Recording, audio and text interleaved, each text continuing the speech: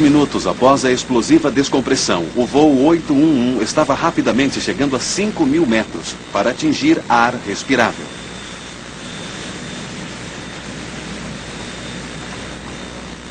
United 811, qual sua posição? United 811, centro, estamos a 15.5. Sabe dizer o que houve? Parece que uma porta estourou. Diga aos comissários para prepararem a evacuação. A tripulação finalmente conseguiu ficar a uma altitude segura, mas agora eles enfrentavam inúmeros problemas. O mais eminente era a desintegração do motor 3, a ponto de explodir.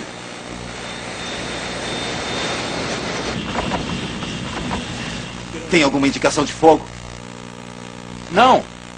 Não tem nenhuma. Certo, perdemos o número 3. Acho que vamos ter que isolá-lo. Certo.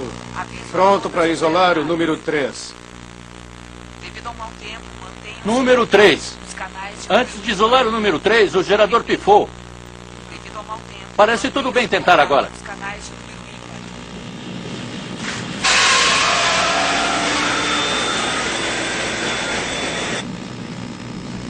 Bom, pelo menos parou a vibração.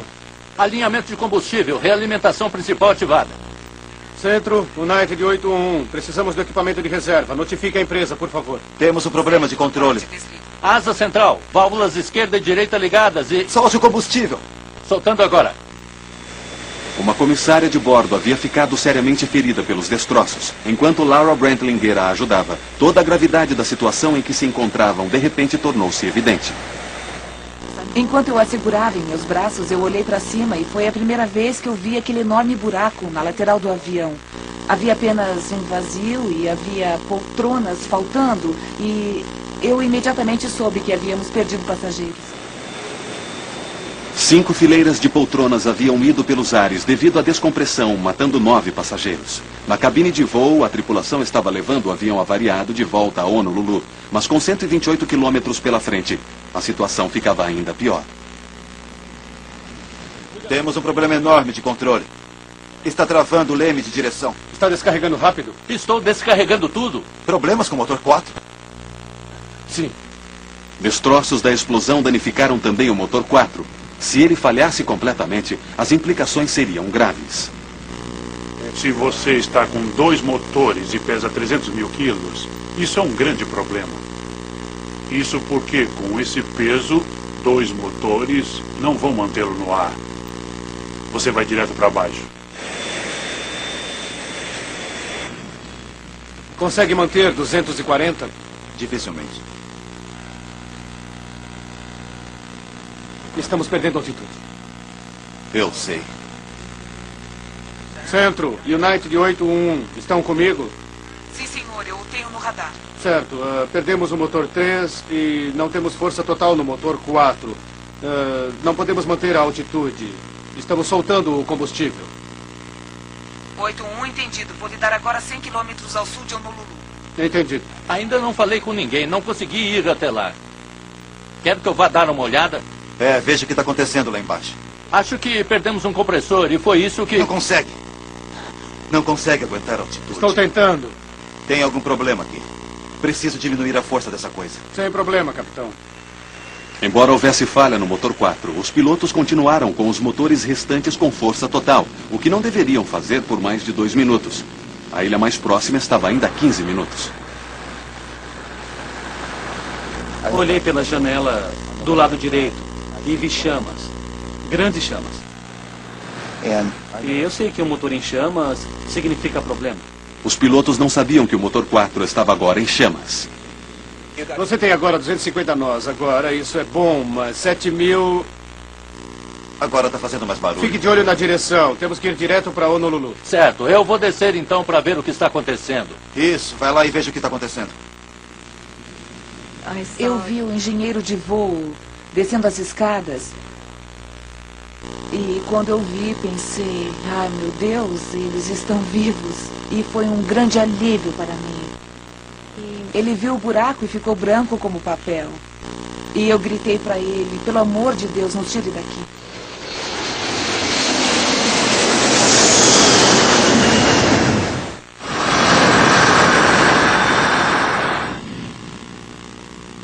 Temos um incêndio lá fora. O fogo é no número 4. O procedimento é desligar o motor. Não vamos conseguir manter essa altitude com 2.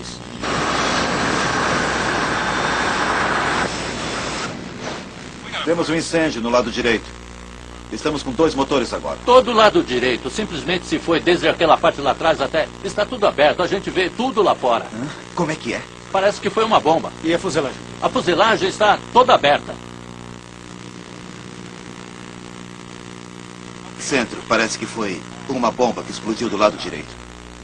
Todo o lado direito se foi. Certo, desde aquela parte lá atrás até... E alguém... Algumas pessoas devem ter morrido, eu não sei. Sabia que havíamos perdido pessoas. Não sabia quantas. Na verdade, só soube no dia seguinte quantos haviam morrido. Mas... Sabe, é terrível quando você é capitão de uma aeronave e você perde passageiros.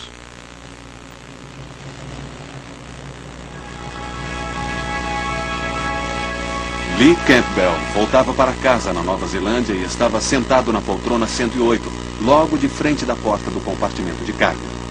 Eu acordei sobressaltada porque eu havia visto Lee de pé ao lado da minha cama. Ele tinha apenas uma jaqueta cinza sobre os ombros e um pequeno sorriso no rosto.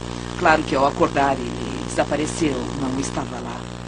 E quando acordamos pela manhã, conversamos sobre isso. Eu disse que havia sido estranho à noite, um sonho tão real, Lee parado ali. E então, ligamos o rádio e a primeira coisa do noticiário foi a de que teria havido um problema com o avião da United. E eu disse, era o Lee, era o meu filho. E meu sangue gelou. Naquele momento eu soube que ele estava morto.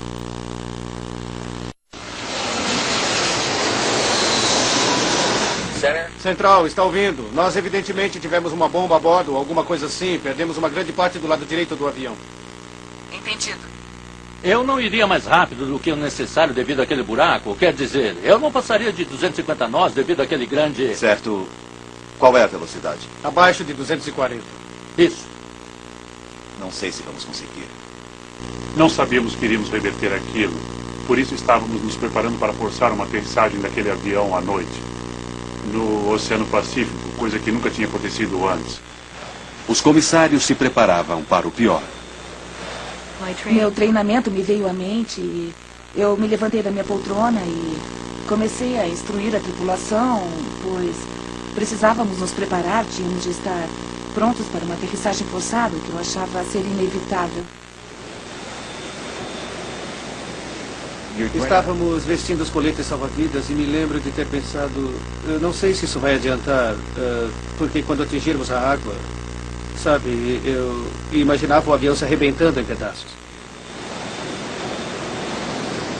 Se nos chocássemos contra a água, seria o mesmo que nos chocarmos contra o solo, e haveria muito poucos sobreviventes, se é que haveria algum.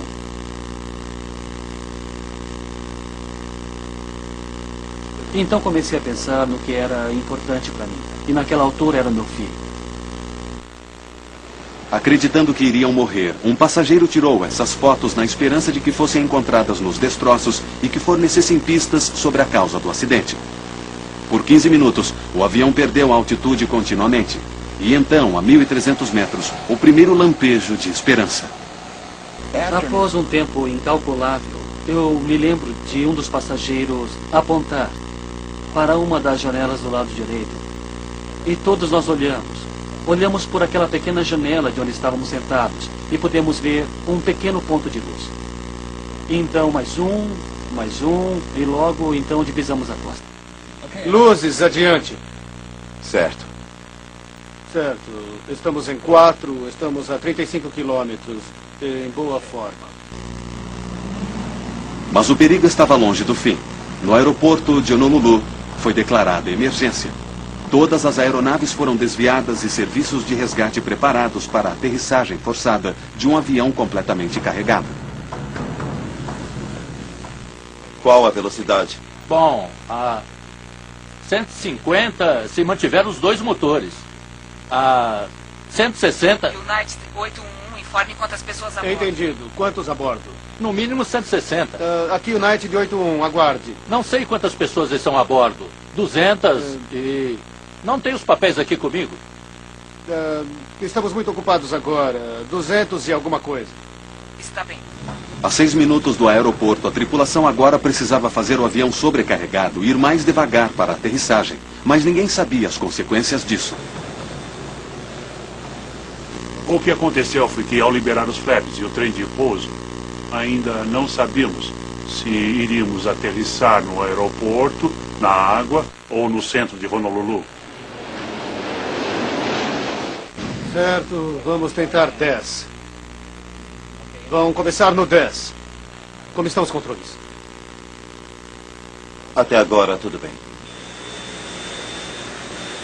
Mas os flaps estavam danificados e não iriam se estender completamente. Isso significava que o voo 811 teria de aterrissar perigosamente a alta velocidade. E o Knight 811 já está vendo o aeroporto? Bem à direita, capitão. Tudo bem. Sim, estamos vendo o aeroporto. Knight de 811. O 811 está liberado para aterrissar na pista esquerda. Estamos esperando em 05012. Liberado para pousar. Pista esquerda, United 811. Quando o instável 747 se alinhou para aterrissar, os pilotos sabiam que teriam somente uma chance. Mas mesmo se conseguissem naquele descontrole total, a pergunta perturbadora continuava. Será que a força do impacto iria provocar a desintegração da danificada e sobrecarregada aeronave?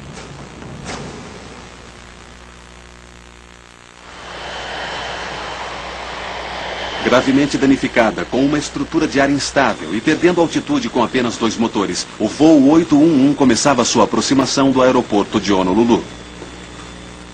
Aproximação com 2 motores. Aproximação com 2 motores. Ainda não tínhamos ideia da distância que estávamos do solo e se conseguiríamos chegar a Honolulu, mas aquela parecia ser a hora certa. Se estávamos próximos de algum lugar, provavelmente iríamos tentar aterrissar, estar com os passageiros na posição de impacto. Assim, quando começamos a gritar, eles se abaixaram e ficaram na posição de impacto.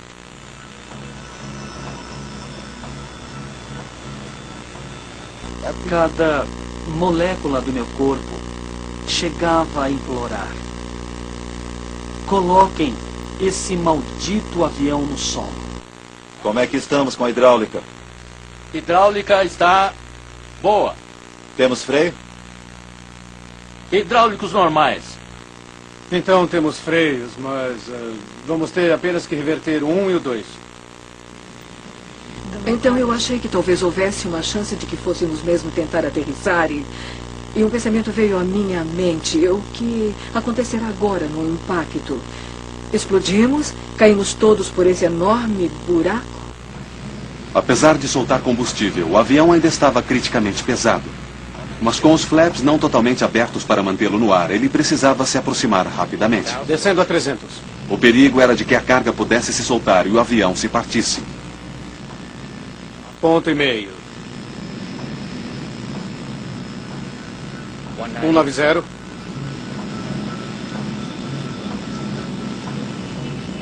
185. Um pouco mais devagar, Dave. Está muito baixo.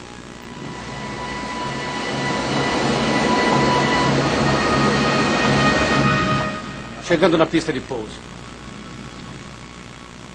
Tudo bem. Vamos tentar as rodas. Ninguém sabia se a explosão havia danificado o mecanismo de aterrissagem. Me lembro de Laura dizendo não ter ouvido o trem de aterrissagem baixando. E fazia barulho, ainda estava alto, e não ouvi o trem de pouso baixar.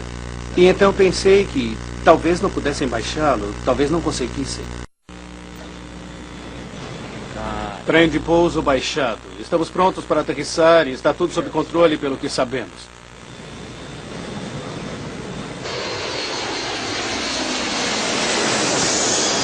$200. 195. Meio ponto de altura. Parece bom. 192. 185. Diminuindo a força. 30 metros.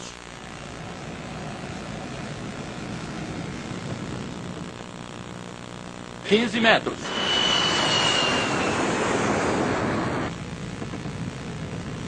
Centralize o equilíbrio. Centralize.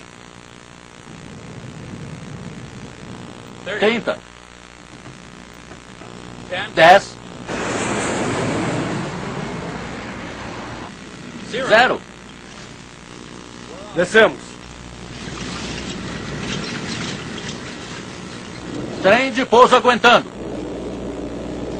Aterrissamos. Pareceu rápido. E minha preocupação agora é que não conseguíssemos parar até o fim da pista se continuássemos em frente.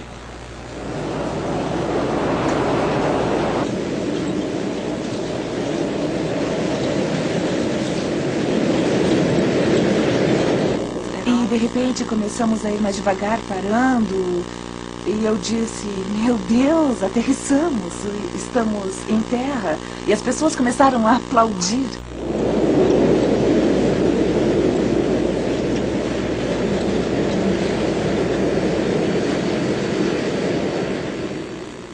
Provavelmente foi a melhor aterrissagem que já fiz.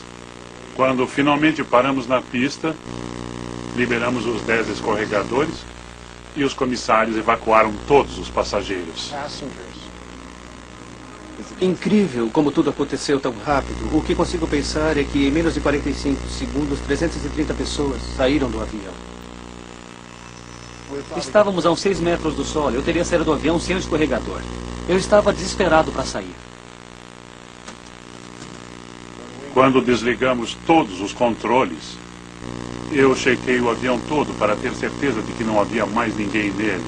Fui até a porta à esquerda, desci o escorregador, vim até a frente e vi aquele buraco monstruoso e simplesmente não pude acreditar.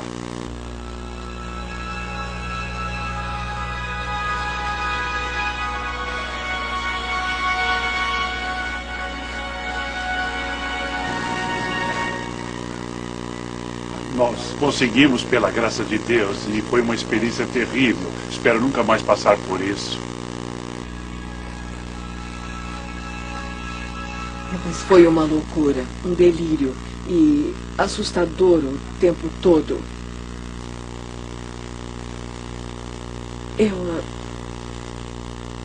Eu achei mesmo que fosse o fim e que iríamos morrer. Foi o meu primeiro pensamento, que aquele fosse o meu fim.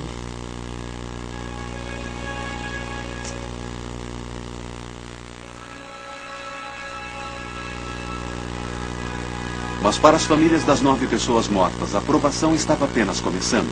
O filho de Kevin e Susan Campbell, Lee, estava voltando para casa. Por volta das 3 da tarde, eu acho que eles disseram que não havia nenhum neozelandês envolvido, mas nós sabíamos que era ele.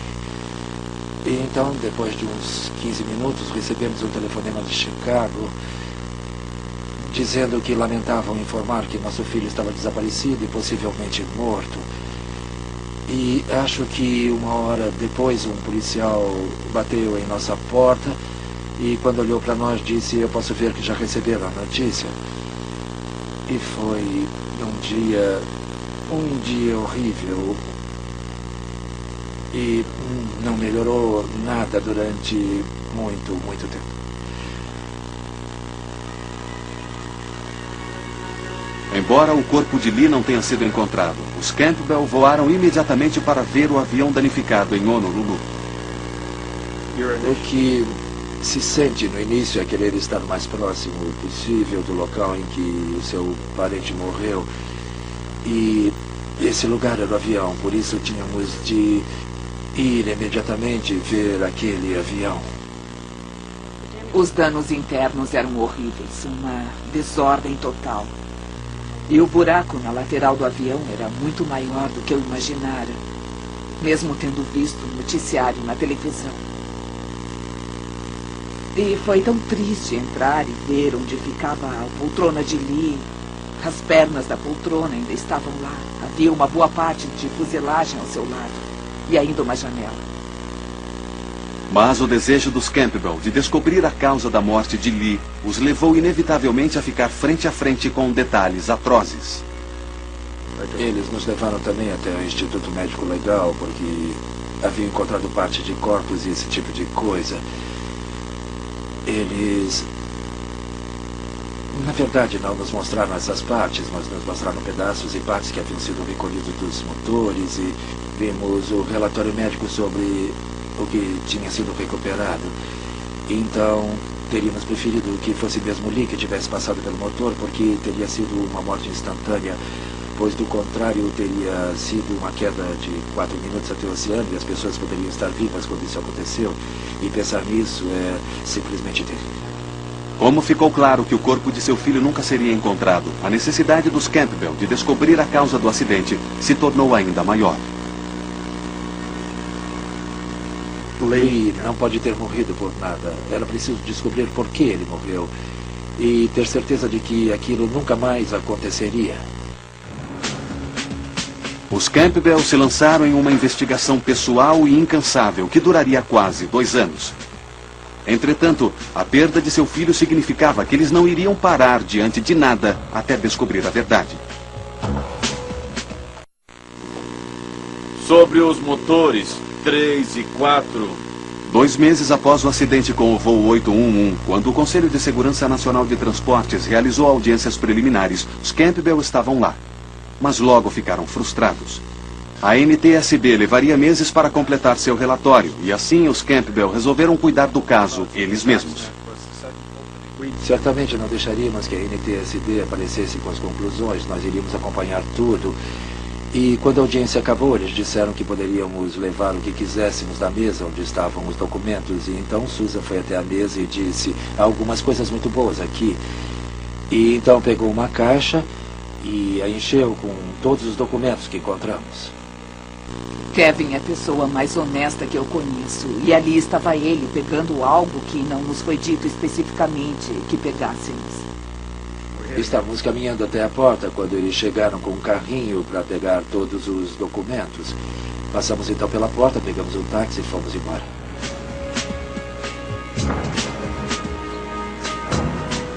Assim, logo percebemos que tínhamos uma série de documentos muito bons, onde constavam muitas coisas não reveladas ao público. E pudemos, de fato, iniciar seriamente nossa investigação a partir dali. Os documentos não publicados revelaram uma alarmante lista de problemas com a porta da frente do compartimento de carga, desde o seu projeto inicial. Em vez de uma porta tamponada que fica comprimida em sua estrutura quando o avião se pressuriza, a Boeing optou por uma porta com abertura para fora. Isso permitia mais espaço para a carga, mas não era um sistema de segurança integrado. Assim, a Boeing construiu o que acreditava fosse um mecanismo de trava-a-porta de acidentes. O que eles fazem é construírem um sistema múltiplo que lhes garanta que a porta esteja adequadamente travada e que não se abra. E você constrói isso de tal forma que é extremamente improvável que a porta venha a se abrir. E o que então deu errado no voo 811? Os Campbell logo descobriram que o problema estava no projeto do mecanismo de trava. Para fechar a porta do compartimento de carga do 747, motores elétricos giravam travas em forma de C ao redor de pinos na estrutura da porta. Então, uma alça movia os braços em forma de L, conhecidos como setores de trava, sobre as travas em C, para evitar que elas se abrissem. Mas já em 1975, problemas haviam sido detectados com os setores de trava. Kevin Campbell, engenheiro experiente, construiu um modelo para mostrar os pontos fracos no projeto da Boeing. Inicialmente, os setores de trava foram feitos de alumínio. E em 1975, a Boeing chegou à conclusão de que elas não eram resistentes o suficiente. Eles dobraram o alumínio para deixá-lo 2 vezes mais denso. Mas ainda não era o suficiente e muitas aeronaves nem chegaram a colocar essas travas. A fragilidade do alumínio aumenta dramaticamente o risco da porta se abrir acidentalmente. Como os setores de trava de alumínio, se as fechaduras tentassem se reverter, abrindo eletronicamente, apenas empurrariam o setor de trava para fora do lugar. Simplesmente não era o trabalho para o qual fora projetada. Por 20 anos antes da catástrofe do 811, Aviões 747 haviam voado com essa fragilidade crucial.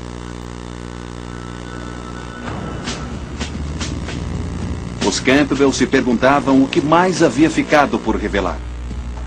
Eles redobraram seus esforços para descobrir toda a verdade por trás daquele acidente que havia matado seu filho.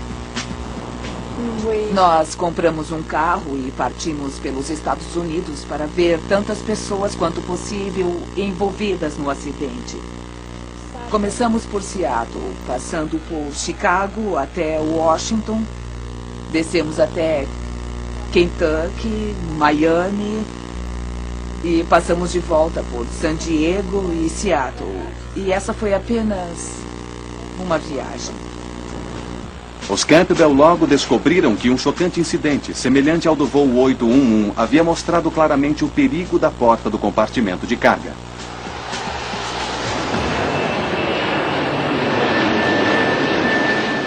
Em 1987, 2 anos antes do voo 811, o voo 747 da Pan Am acabara de levantar voo de Heathrow, quando não conseguiu a pressurização a 7.000 metros.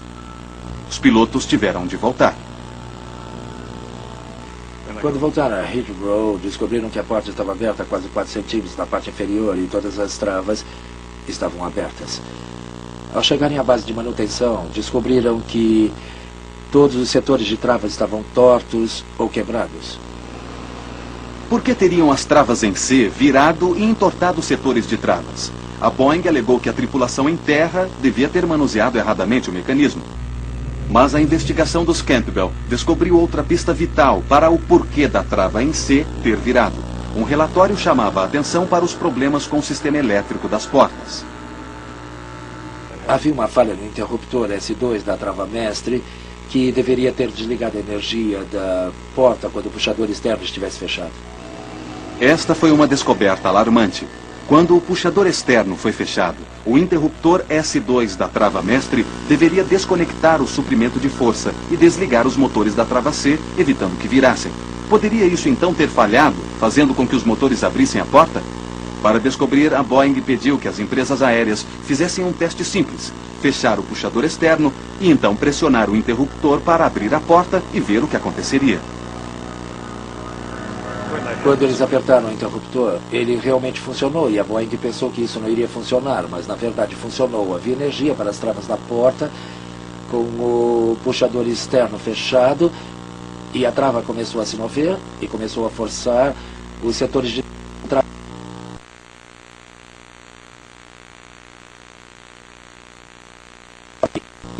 Então a Boeing interrompeu os testes. Mas isso significava que naqueles aviões o interruptor S2 havia falhado, o que é uma falha silenciosa. E todos aqueles aviões poderiam ter o mesmo problema do 811. Eles estavam esperando apenas que um curto-circuito abrisse as portas. Os Campbell estavam agora convencidos de que o acidente a bordo do voo 811 havia começado com uma falha no interruptor S2. A energia continua nos motores da trava em C. Era preciso apenas um curto-circuito na fiação de 20 anos de idade que se mostrara desgastada em outros aviões para acionar os motores. Os setores de travas de alumínio eram fracos demais para evitar que as travas se virassem e a porta do compartimento de carga se abrissem. Após um ano de investigações, a NTSB tinha uma versão diferente dos acontecimentos. Os Campbell tiveram um choque.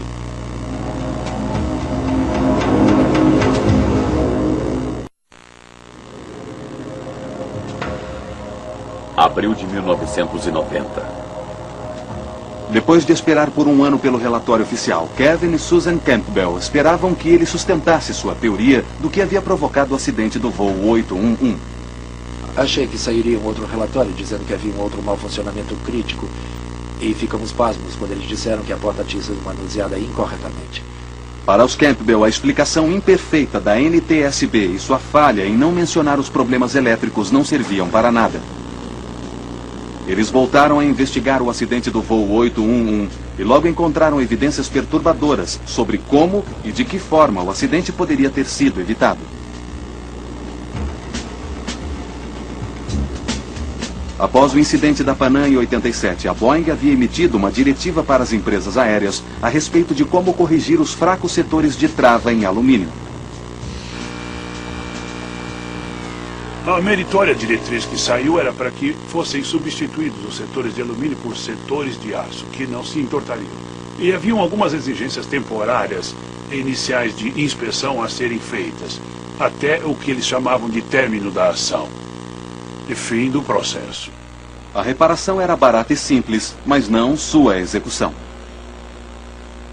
O preço real da modificação, a alteração desses setores de trava de aço era de $2.000 por avião. Mas levava 10 horas para ser feito. E era ali que estava o custo. Deixar o avião sem operar durante 10 horas, isso significa milhões de dólares.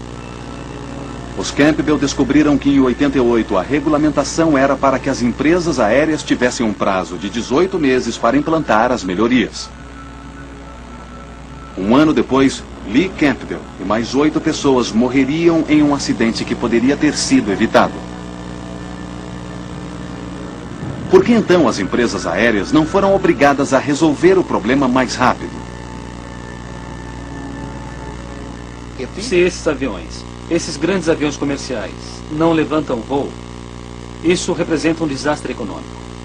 Então o que eles fazem é um lobby junto à agência reguladora nos Estados Unidos, a FAA, para que possam fazer substituições com o tempo, quando os aviões estiverem em solo.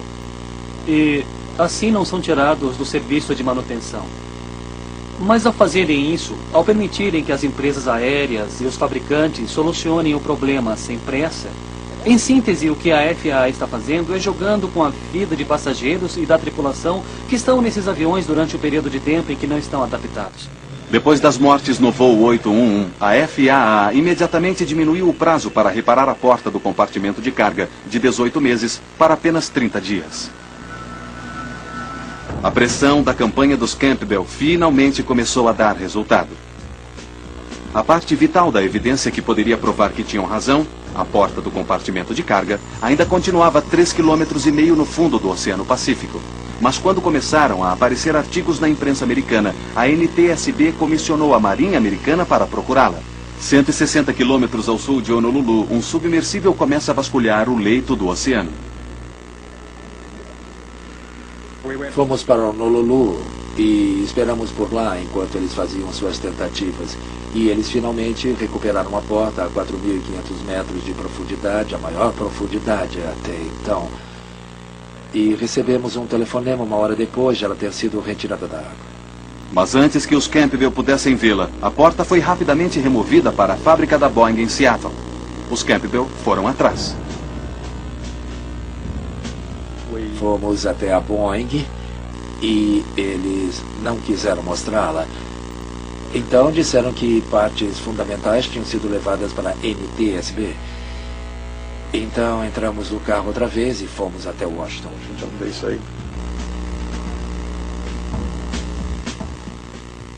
Chegamos ao escritório de Ron Shalidi. E Ron olhou para o seu relógio e disse: eu posso lhes dar 5 minutos. E aí, 3 horas depois, nós tínhamos em mãos as partes que eles haviam recuperado. E eles reconheceram que estávamos certos, tratava-se de um mau funcionamento elétrico. Finalmente, a NTSB emitiu publicamente um relatório revisado que coincidia com a versão dos Campbell. Houve uma falha negligente no interruptor ou na fiação, que por si só provocou a abertura da porta. É bom quando outras pessoas sabem que você está certo e ficam do seu lado o tempo todo, e quando o apoio que elas lhe deram foi justificado. Os Campbell gastaram milhares de dólares de seu próprio bolso em sua campanha. Nunca se interessaram por qualquer acordo financeiro pela morte de Lee, mas eles convenceram a United e a Boeing a manter uma bolsa universitária em nome dele. Eu não poderia viver tranquilamente se não tivéssemos feito nós mesmos a investigação. Foi uma coisa que nós dois achávamos que tínhamos de fazer, nem chegamos a discutir isso. Apenas sabíamos que era o que devíamos fazer. Mas apesar de campanhas longas e públicas como as dos Campbell, críticos temem que a indústria de aviação não tenha aprendido a lição com o voo 811. As agências reguladoras possuem uma dupla tarefa. Uma é encorajar a aviação E a outra é a segurança da aviação. E quando se tem uma situação onde a parte financeira confronta com a segurança no ar, eles costumam tender para o lado econômico e não para a segurança. Sérios acidentes provocados por defeitos conhecidos continuam a ocorrer. Nos anos 90, problemas conhecidos em sistemas de refrigeração em aeronaves levaram a desastres. Pelo menos 3 aviões sofreram incêndios fatais devido a perigos conhecidos provocados por materiais de isolamento inflamáveis. Em 98, um 747 totalmente carregado explodiu sobre o Atlântico quando defeitos conhecidos na antiga aviação acabaram provocando incêndio nos tanques de combustível devido a riscos já conhecidos. Inevitavelmente, os especialistas são céticos quando se trata da possibilidade da indústria da aviação conseguir equacionar lucro e prevenção. E o que a indústria diz? Substituir todas as fiações deixaria todos os aviões parados. Isso seria muito dispendioso. Assim, um avião a cada 10 anos, um avião a cada 5 anos, 200 ou 300 pessoas. É o custo do negócio. O custo do negócio. E esta é uma grande análise econômica, a menos que sua mãe ou seu filho estejam a bordo de um desses aviões que acaba pagando o preço da preocupação econômica deles.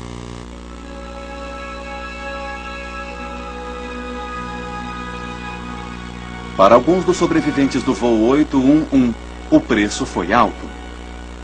Cada membro da tripulação lidou com isso de forma diferente. Sei que ainda há 2 membros da tripulação que nunca mais puseram os pés em um avião. Foi muito difícil para mim. Fui diagnosticada com um grave estresse pós-traumático. Você não consegue raciocinar, não consegue pensar, tomar uma simples decisão é extremamente difícil. Você fica totalmente perdida. Foi mesmo muito difícil lidar com isso.